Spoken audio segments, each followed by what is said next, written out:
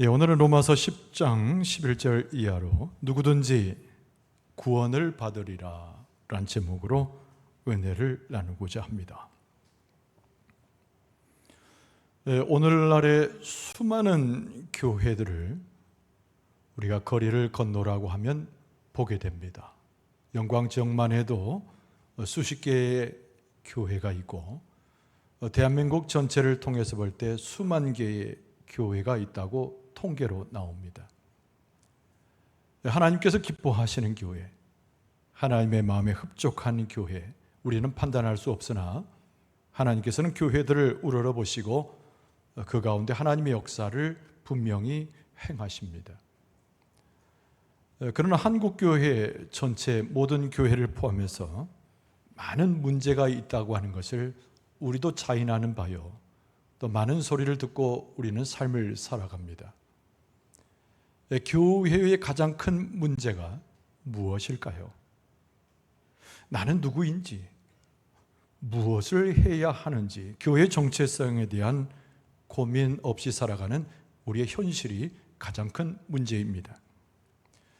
마치 기억상실증에 걸린 환자처럼 우리의 사명을 다 잊어버린 우리의 현주소, 이것이 우리 교회, 우리 모든 한국 교회의 문제입니다. 많은 교회들이 범하는 실수 중에 하나가 하나님의 영광과 하나님께서 맡기신 일에 관심하기보다는 자기의 생각과 자기가 원하는 것들에 열중하는 그들의 실수입니다.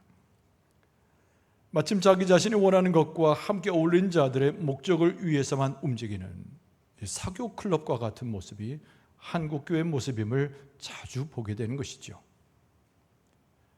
어떤 사람들은 교회 안에 믿음의 형질이 들어오는 것을 마음에 힘들어합니다. 자기와 친한 사람, 창립 멤버로부터 335 짝지어진 사람들끼리 어울려지는 것을 자연스럽게 여기는 사람들까지 있는 교회 상태, 그것이 우리의 모습입니다. 여러분, 하나님께서는 교회를 통해서 뭘 이루기를 원하셨을까요? 모든 사람들이 하나님 앞에 구원 얻는 자로 교회 안으로 들어오기를 하나님께서는 원하고 계십니다. 교회가 참된 하나님의 교회가 되어지고 하나님을 주인으로 섬기는 교회가 되기를 하나님께서는 간절히 원하고 계십니다. 여러분, 사도 바울은 오늘 본문의 말씀을 통해서 우리에게 전하기를 하나님께 사명받은 교회의 본질이 무엇인가, 교회가 담당해야 할 일이 무엇인가를 뚜렷이 일러줍니다. 그리고 하나 더해서 하나님이 우리에게 베푸신 구원의 본질이 무엇인가를 교회와 연결되어져서 우리를 가르치고 있습니다. 여러분, 구약 성경을 우리는 뭐라고 부릅니까? 율법이라고 표현합니다. 하나님의 선지자들이 하나님의 말씀을 받아서 그 당시 이스라엘 백성에게 선포한 하나님의 법입니다. 신약 성경에는 율법의 기능을 이야기할 때 사람들의 죄를 깨우쳐주며, 그리고 율법을 통하여 예수 그리스도에게 인도한 바다 진정한 구원을 얻을 수 있는 길을 제시하는 것이 율법이라고 표현합니다. 오늘날의 교회가 이 율법의 기능처럼 많은 하나님을 부르는 자들, 구원을 받는 자들을 초청하여 예수 그리스도의 의를 힘입고 구원의 길로 가게 하는 것이 교회의 참된 역할이라고 하는 것을 다시 한번 깨닫게 됩니다. 오늘 사도 바울은 이 말씀을 통해서 도전을 주고 우리의 질문 앞에 답변을 주고 하나님의 음성을 우리에게 들려주고 있습니다. 교회의 진정한 역할이 무엇인가? 이 땅에 구원을 허락하신 예수 그리스도께서 어떻게 교회를 움직이시는가? 여기에 대한 사도 바울의 표현과 권고의 말씀을 우리는 대하게 됩니다. 우리 가운데 함께 하시는 예수 그리스도, 그리고 하나님, 여러분, 첫 번째는 구원하심에 차별이 없으신 분이 우리 아버지 하나님이십니다.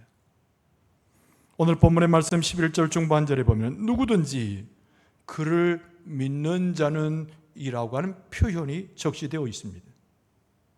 교회의 역할을 고민할 때, 하나님께 부름받은 교회의 사명을 생각할 때 이 말씀에 집중할 필요가 있습니다. 누구든지 그를 믿는 자가 머무는 것이 교회이기 때문에 그렇습니다.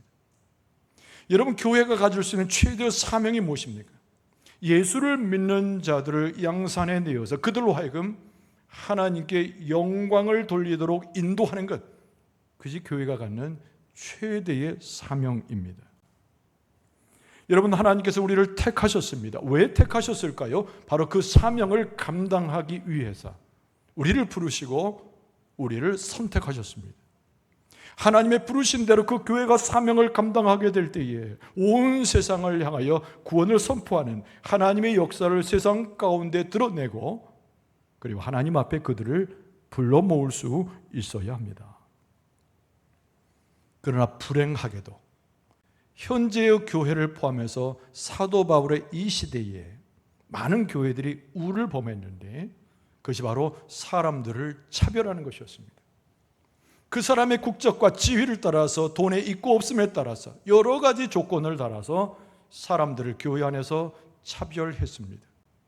사도 바울은 만류하면서 하나님의 말씀을 인용하여 차별하는 교회가 되지 말 것을 당부합니다. 여러분, 첫 번째 이사야서 28장 16절이 사도 바울이 언급하고 있는 구절의 내용입니다.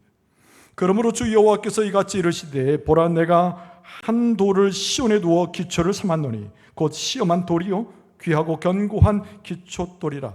그것을 믿는 이는 다급하게 되지 아니하리로다. 조금 어려운 말이지만 이사야 선지자가 더 봤던 이상은 예수 그리스도의 오심을 표현하는 이상의 말씀입니다. 하나님께서 기초돌을 세우셨는데, 생명의 기초돌을 세우셨는데 예수 그리스도 메시아를 보낸단 말씀입니다. 근데 시온의 백성들이 예수 그리스도를 경험하게 될 때에 이사야 28장 16절 끝에 나와 있는 대로 다급하게 되지 아니하리로다. 이 표현이 무슨 말일까요? 다급하지 않다라고 하는 것은 믿음 안에서 단단해진다, 그런 뜻입니다. 이 말을 다른 말로 표현하면 더 이상 부끄러움을 당하지 않은 하나님의 백성으로 선다는 의미입니다. 그래서 오늘 본문의 말씀 11절과 12절에 사도 바울이 표현하기를, 성경에 이르되 누구든지 그를 믿는 자는 부끄러움을 당하지 아니하리라 하니 유대인이나 헬라인이나 차별이 없음이라. 사도 바울이 표현한 차별 없는 교회의 상을 제시하면서 부끄러움 없는 그리스도의 복음을 받아들이고 그 안에 주의 백성된 자들은 이사야 선지자의 표현한 대로 다급하지 되지 않는 단단함의 믿음으로 교회가 세워질 수 있음을 강조하고 있는 것입니다. 왜 우리는 차별하지 말아야 될까요? 왜 우리는 사람들을 분리하고 구별하지 말아야 될까요? 얼른 생각되는 것은, 우리는 하나님의 형상대로 지음을 받았어, 존중을 받아야 돼. 틀린 말은 아니지만은 성경적인 정확한 차별하지 말아야 할 이유가 있습니다. 우리는 모두가 다 하나님 앞에 범죄한 사람이에요. 그러므로 우리 모두는 한 사람도 남김없이 하나님의 구원의 대상이 된다고 하는 것이 성경적인 답변입니다. 여러분, 로마서 3장 22절 하반절 이하에 보면은 뭐라고 표현되어 있습니까? 모든 믿는 자에게 미치는 하나님의 은이 차별이 없느니라. 모든 사람이 죄를 범하였음에 하나님의 영광에 이르지 못하더니 그리스도 예수 안에 있는 속량으로 말미암아 하나님의 은혜로 값없이 의롭다 하심을 얻은 자 되었느니라. 교회는 구분할 권리를 갖고 있지 못합니다. 너도 나도 누가 권력을 앞세워서 사람을 차별할 수 있는 권리가 교회 안에는 없습니다. 모든 사람이 하나님을 떠나고 모든 사람이 하나님을 배역하고 모든 사람이 범죄하였을 때 하나님은 교회를 부르셔서 이 세상 모든 자를 구원하기로 계획하셨고 실행하십니다. 교회는 차별 없이 모든 사람을 구원으로 이끌어야 할 의무를 갖습니다. 당신이 어디서로부터 왔는지 중요하지 않습니다. 당신의 기본적 환경이 무엇인지 그렇게 중요하지 않습니다. 국적이 무엇인지, 지위가 무엇이든지, 학벌이 어떠하든지, 돈의 유무가 아무 상관이 없습니다. 우리 모두는 하나님의 구원을 붙잡고 예수 그리스도 안에서 교회에 와서 하나님 앞에 영광 돌려야 할 하나님의 예비적 자녀들입니다. 만약에 누구든지 예수 그리스도의 십자가를 바라보고 그 십자가를 신뢰할 수 있다면, 그 그 누구든지 그리스도의 이름으로 구원을 받은 줄로 믿습니다. 오늘 본문의 13절의 사도 바울은 선지자 요엘의 이야기를 또 언급합니다. 여러분, 요엘서 2장 32절에 보면 정확한 그 말씀이 나오는데요, 누구든지 여호와의 이름을 부르는 자는 구원을 얻으리니 이는 나 여호와의 말대로 시온산과 예루살렘에서 피할 자가 있을 것이며 남은 자 중에 나 여호와의 부름을 받을 자가 있을 것임이라. 그러니까 이스라엘 백성에게 일러준 하나님의 이름이 정확히 나와 있습니다. 이방인들도 자기의 선을 섬기면서 하나님이라고 이야기합니다. 오늘날 시대에 수많은 하나님이 등장하지만은 그러나 말씀 속에서 일러주는 유일한 하나님은 여호와 하나님이세요. 그래서 이스라엘 백성에게 요엘이 선포하면서 우리 시대에도 여호와 하나님을 높이며 나중에 교회의 시대에도 성령의 역사 가운데 하나님을 부르짖을 때 여호와 하나님을 경배할 것임을 요엘서에 적시하고 있는 것입니다. 우리는 여호와 하나님 앞에 한 목소리로 한 몸으로 하나님을 찬송하는 자가 되었으니 다른 이름이 아닌 여호와의 이름을 경배하는 자는 하나님 앞에 구원을 얻는 하나님의 백성들이 될 줄로 믿습니다. 그런데 하물며 우리는 찬송하면서 하나님 앞에 기도하면서 누구를 차별한다는 것은 있을 수가 없는 일입니다. 여러분, 만약에 우리의 삶 가운데 가만히 가정해 보세요. 우리가 예배를 드리고 있는데 남루한 옷을 입은 사람이 들어왔다고 가정해 봅시다. 냄새가 풀풀 나는 옷을 입고 입에서는 여러 번 이를 닦지 않았는지 심한 지독한 냄새가 나며 그의 행동은 불량배와 같은 자가 들어왔다 칩시다. 우리는 그들을 쉽게 차별합니다. 눈을 흘기면서 함께 예비하지 못할 그 누구처럼 여깁니다. 오늘 말씀을 잘 기억하세요. 우리는 차별할 권리도 없고 우리는 그를 분리할 이유가 없으며 어떤 형편이든지 어떤 모습이든지 하나님의 구원의 부르심 가운데 하나님의 백성으로 구원받게 되는 줄로 믿습니다. 우리의 생각과 달라서 우리는 그와 같이 할 수 없다고 단정짓는 사람이 있을 수 있습니다. 나는 그 사람과 같이 사역할 수 없으며 나는 그 사람과 함께 머물 수 없다고 이야기할 수 있습니다. 여러분, 하나님은 구별하지 않으시는데, 차별하지 않으시는데 우리는 차별할, 구별할 권리가 없습니다. 저 사람을 생각해 보니까 하나님의 천국에 올라가서 영원히 살 것을 생각하니 아찔하다고 여기는 사람이 있을 수 있습니다. 여러분, 그 사람하고 한 시간 예배를 드리지 못하는 사람이 영원한 하나님을 높이는 하늘나라에서 어찌 그와 더불어 하나님을 찬송할 수 있단 말입니까? 여러분, 하나님이 차별하지 않으시는데 하나님이 우리의 부족함과 연약함에도 불구하고 우리를 받으시고 하나님 백성 삼으셔서 구원을 주시는데 우리에게는 그런 권리가 없습니다. 차별하지 않는 교회, 구분하지 않는 교회, 분리하지 않는 교회, 그것이 하나님의 사명을 감당하는 교회의 모습일진데 누구든지 그리스도의 이름을 통하여 여호와 하나님의 이름을 부르는 자는 하나님의 구원 가운데 예배할 수 있고 믿음의 삶에 승리할 수 있고 하나님을 높여서 그의 삶이 영광을 돌리게 되는 줄로 믿습니다. 오늘 본문의 말씀 12절 중반절에 보면은 한 분이신 주께서 모든 사람의 주가 되셨다고 쓰고 있습니다. 하나님은 한 분이세요. 여호와 하나님 한 분이십니다. 예수 그리스도를 보내신 여호와 하나님이 한 분이신데 우리 모두는 차별 없이 그 하나님을 경배하는데 하나님 앞에 모이는 사람은 다양하게 모일 수 있는 거예요. 여러 모양으로, 여러 생각으로, 여러 사상으로 모여 있을 수 있습니다. 하나님께서 가지를 치셔서 갈곡과 가라지를 혹시 구분할지 몰라도 우리는 차별할 필요가 없어요. 우리는 모든 구원을 부르는 자를 주 앞에 모셔오고 하나님 앞에 예배를 드리고 한 백성이 되어서 우리 한 하나님 여호와 하나님을 경배해야 될 줄로 믿습니다. 오늘 본문의 말씀 가운데 사도 바울은 잊지 않고 하나님의 약속을 우리에게 또 전해줍니다. 모든 사람, 구원받은 모든 사람에게 하나님은 부요하심이 된다는 얘기예요. 오늘 12절 하반절에 그를 부르는 모든 사람에게 부요하시도다. 여러분, 이 말씀이 너무 귀한 말씀이에요. 여러분 집에 가서 이 말씀을 계속 묵상하고 이 말씀을 알아 새기길 저는 간절히 요청합니다. 여러분, 하나님의 주권은 어디에 있습니까? 하나님의 나라에 있는 것이 하나님의 주권입니다. 근데 하나님의 주권을 우리는 뭐라고 표현합니까? 하나님은 권세가 있으시오, 하나님은 능력이 있으신데 세상의 관원들과 세상의 왕들과 온전히 다른 하나님의 영적 세계의 권세와 권력을 가지신 분이에요. 여러분 믿습니까? 믿습니까? 하나님의 권세와 능력을 믿습니까? 할렐루야. 더 크게 아멘하시기 바랍니다. 할렐루야. 하나님의 권세와 능력을 믿습니까? 근데 그 하나님의 권세와 능력을 하나님만 갖고 계신 것이 아니고 예수 그리스도의 이름으로 구원받은 백성에게, 하나님 당신의 백성에게 그 하나님의 권세와 그 능력을 다 부어주신단 말입니다. 그것이 오늘 본문의 말씀에 나오는 그를 부르는 모든 사람에게 부요하신다는 하나님의 말씀을 보여주고 계시는 거예요. 여러분, 하나님은 예수 그리스도를 주로 고백하여 모인 자들에게 하늘의 복을 허락하여 주실 줄로 믿습니다. 여러분, 돈 얘기가 아닙니다. 우리가 갖는 소유가 많이 늘어난다는 얘기도 절대 아닙니다. 세상 것과 구별될 수 있는 아주 고귀한 하나님의 복들을 소개하고 있는데 예수 그리스도를 통하여 죽었던 우리가 하나님의 의를 입게 되었어요.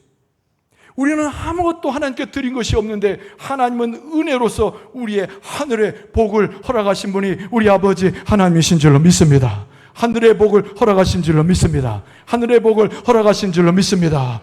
여러분, 창세기를 보면은 하나님께서 아브라함을 부르신 이야기가 나옵니다. 아브라함에게 최초의 축복 이야기를 거기서 하고 계세요. 여러분, 창세기 12장 3절 말씀을 보면은 너를 축복하는 자에게는 내가 복을 내리고 너를 저주하는 자에게 내가 저주하리니 땅의 모든 족속이 너로 말미암아 복을 얻을 것이라 하신지라. 이 하나님이 주신 최초의 복에 대한 언급입니다. 창세기 1장에서 11장까지는 후패하고 하나님을 떠난 죄의 역사지만은 창세기 12장에 아브라함을 하나님이 부르셨는데 복을 명하신 거예요. 복을 명하는 거예요. 하늘의 복을 명하십니다. 사람들이 누리는 안락과 범죄 속에 감춰져 있는 복을 이야기하는 것이 아니라 하늘의 복을 말씀하십니다. 그런데 이 아브라함에게 약속하셨던 복이 실제적인 역사 가운데 나타났으니 그것이 바로 이스라엘 백성의 출애굽 이야기입니다. 430년 동안 노예의 신세로 있었습니다. 하나님을 경배한 사람들이 아니었습니다. 하나님께 예물을 드린 자들도 아니었습니다.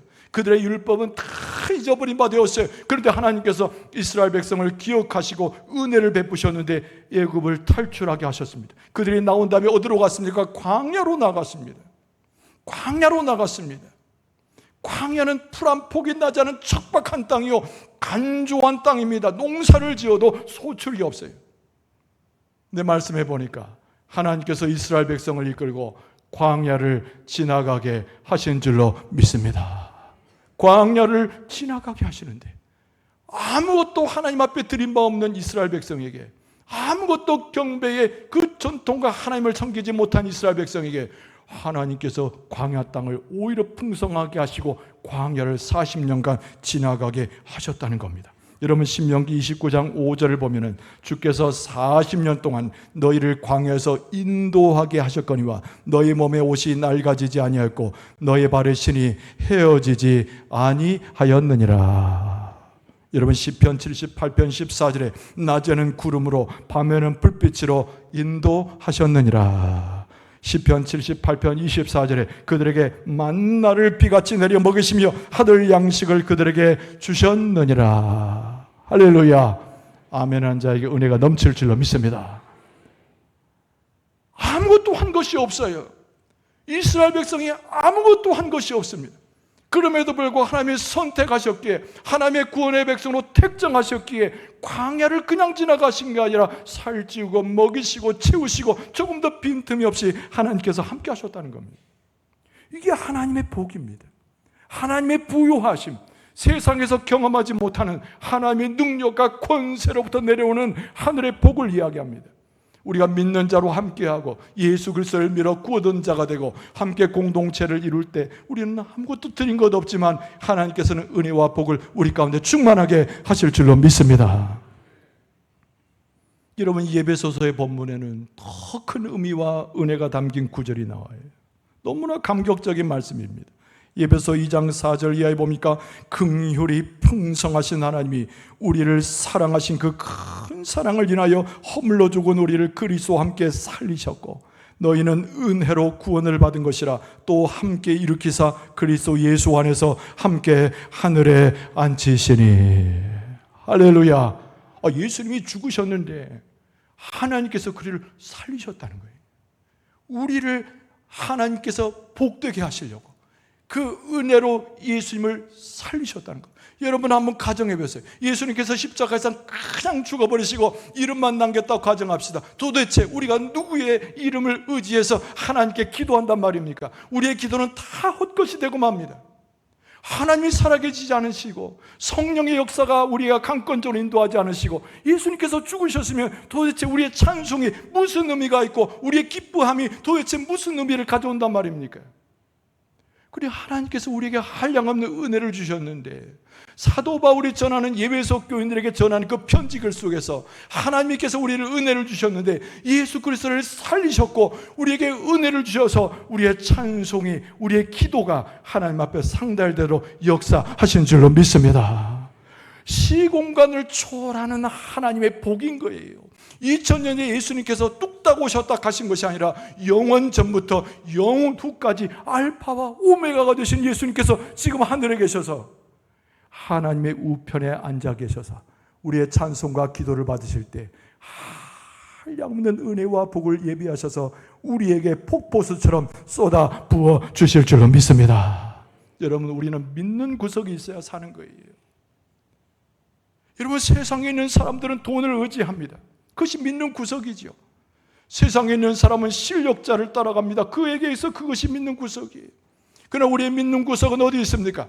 예수 그리스도가 우리의 믿음의 세상이요 하나님만이 우리를 도우실 자요 성령께서 함께 하심으로 우리는 고난과 어려움을 벗어나서 승리하게 될 줄로 믿습니다. 여러분 그래서 베드로가 베드로전서 5장 7절에 이런 말씀을 했어요. 너희 염려를 다 주께 맡기라. 이는 그가 너희를 돌보심이라. 여러분 복이 다른 곳에 있는 것이 아닙니다. 이 세상에 있는 것이 복이 아니에요. 하나님의 나라 하나님의 권세와 능력으로부터는 구원받은 백성에게 허락하시는 다 내게 맡겨버려. 나를 의지하라. 내가 너를 돕겠다는 하나님의 그 약속이 은혜와 복인 줄로 믿습니다. 우리가 예수님을 따라가고 성령의 도우심을 인도함 받고 하나님을 바라보고 우리가 하나님의 백성으로 다 같이 살아가게 될 때 하나님께서 그 가운데 은혜와 복을 내리시는데 우리를 보호하시고 채워주시고 위로하여 주시고 낫게 하시고 회복시켜 주시고 우리가 주님 나라 갈 때까지 승리할 수 있도록 역사하여 주실 줄로 믿습니다. 상상을 초월하는 거예요. 우리의 육체의 생각을 초월하는 겁니다. 우리의 경험을 초월하는 겁니다. 하늘의 권세고 하늘의 복이니까. 그래서 오늘 본문의 말씀에 사도 바울이 이야기합니다. 교회여 차별하지 말라. 하나님께서 모든 일을 구원시키는데 공동체를 이루되 하나님의 부요하심을 맛볼 것을 우리에게 말씀하고 있습니다. 믿는 자를 하나님께서 우리 교회 가운데 수용해 줄 때 차별하거나 구별하거나 분리하지 않고 함께 예배하고 함께 하나님을 찬송하고 하나님 앞에 기도하는 모습으로 서게 될 때 하늘의 부요가 하늘의 놀라운 복이 여러분과 저 머리 위에 가정 위에 충만하게 임하게 될 줄로 믿습니다. 예수님은 어떤 분인가요? 고난 중에 살아나신 분입니다. 예수님은 십자가에서 우리의 모든 죄를 지시고 우리의 허물을 다 버리시고 우리 가운데 복을 허락하신 분, 생명을 주신 분이 우리 예수 그리스도예요. 그런데 우리의 큰 실수가 무엇입니까?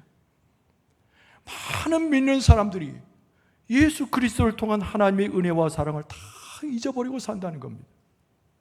여러분 하나님의 은혜와 사랑은 저 넓은 저수지와 같고 측량할 수 없는 바다보다 더 넓은 것이 하나님께서 베풀으신 은혜와 사랑과 복인 거예요. 그런데 우리는 그 생명수 한 방울도 먹지 못하고 전전긍긍하면서 살아가는 것이 우리의 허황된 영적으로 너무 허약한 우리의 모습이라는 겁니다. 여러분 우리는 구원받은 존재예요. 하나님의 자녀로 복권되었으니 그 놀라운 바다와 같은 하늘과 같은 하나님의 은혜와 복을 다 누리게 될 줄로 믿습니다. 여러분 차별을 폐지해야 돼요. 여러분 교회는 그 누구도 와서 다 하나님의 영광을 보며 누구든지 와서 하나님을 찬송하며 차별 없이 구분 없이 하나님의 구원을 노래하는 곳이 되어야 합니다. 여러분 교회는 세상을 향하여 그리스도의 복음을 증거할 수 있어야 되고 예수 그리스도 앞에 나가는 것에 모범이 되어서 많은 사람들로 하여금 예수 그리스도를 쫓아가도록 인도할 수 있어야 됩니다. 모여있는 주의 백성들이 모일 때마다 하나님께 복종해야 되며 은혜와 풍성이 무엇인가를 깨닫고 삶을 살아갈 수 있어야 합니다. 여러분은 예수 그리스도 때문에 양자된 것 같이 하나님의 자녀로 다 복권된 줄로 믿습니다. 여러분, 우리가 예수님을 통해서 무엇을 얻었습니까? 영생을 얻었어요. 할렐루야. 영생을 얻은 줄로 믿습니다. 그런데 그 영생이 무엇입니까? 하나님이 우리와 함께 하시는 거잖아요. 어떤 사람을 이야기하기를 어리석게도 내가 죽은 다음에 천국의 영생을 그때 얻겠지. 여러분 천만에요. 왜 그때까지, 죽을 때까지 기다립니까? 지금 현재 영생의 삶이 우리 앞에 있어요. 지금 하나님의 복이 우리 앞에 있습니다. 예수 그리스도의 생명의 이야기가 내가 그저 7, 80년을 살다가 저 하늘로 올라가는 것만이 영생이 아닌 거예요. 하나님의 복은 지금 우리 가운데 있고 지금 우리 가운데 채워지는 것이고 예수 그리스도의 생명이 주장하니 그 영생의 삶을 지금 이 순간부터 맛보아 하나님의 풍성함에 거할 수 있기를 바랍니다. 우리의 미래는 하나님께 있고 우리의 삶도 하나님께 맡겨졌어요. 교회는 예수 그리스도의 이름으로 구원을 세상 가운데 선포하는 것이 교회인 줄로 믿습니다. 선포할 수 있기를 바랍니다. 차별 없이 선포할 수 있기를 바랍니다. 주의 백성 된 자는 은혜와 사랑을 누리는 것이 너무 당연한 거예요. 아무것도 한 것 없지만 누리는 것이 당연합니다. 하나님의 베풀기로 약속하셨기 때문이죠. 여러분, 하나님의 은혜와 복을 누리는 성도들이 될 수 있기를 바랍니다. 하나님의 사명을 감당하는 교회, 우리 교회의 이름이 되기를 바라고 하나님의 은혜와 사랑을 감동적으로 경험해서 하나님께 감사가 넘쳐나는 우리 교회, 우리 성도들이 다 될 수 있기를 바랍니다. 주의 이름으로 축원합니다. 주의 이름으로 축원합니다.